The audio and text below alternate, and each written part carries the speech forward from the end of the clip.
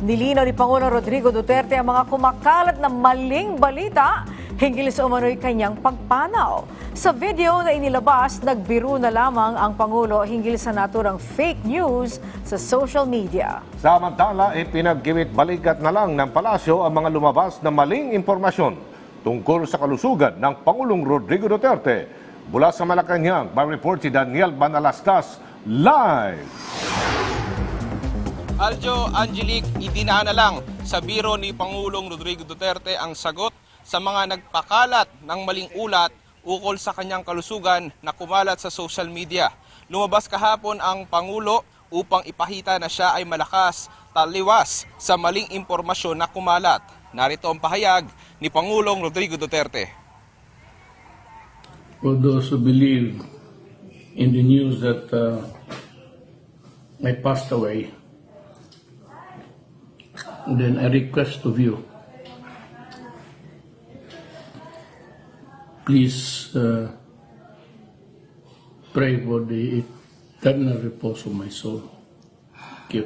Nagbiro pa ang Pangulo na ipadadala niya sa kabilang buhay ang mga mensahe ng kanyang kritiko at kalaban ng pamahalaan, partikular na ang mga durugista. Narito muli si Pangulong Duterte. Anong mga mensahe ninyo dalhin ko? Pare, obispo, lahat.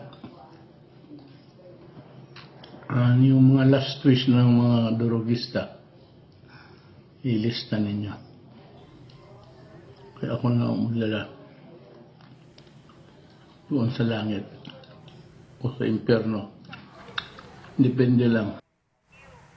Samantala, ipinagkibit-balikat naman ng Malacanang ang mga lumabas na fake news ukol sa health condition ni Pangulong Duterte. Sa press briefing sa Malacanang, sinabi ni Presidential Spokesperson Salvador Panelo na pakana ito ng mga demonstrador ng presidente na walang magawa kung hindi manira. Hindi na anya hahabulin ng palasyo ang mga nagpahalat ng maling impormasyon.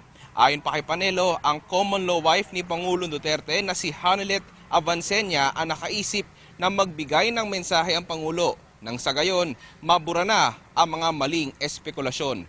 Narito ang pahayag ni Secretary Panelo.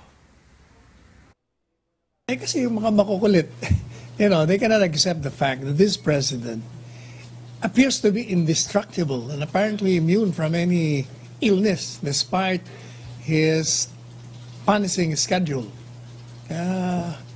They just kill him in their minds because the social media was buzzing with so many speculations. So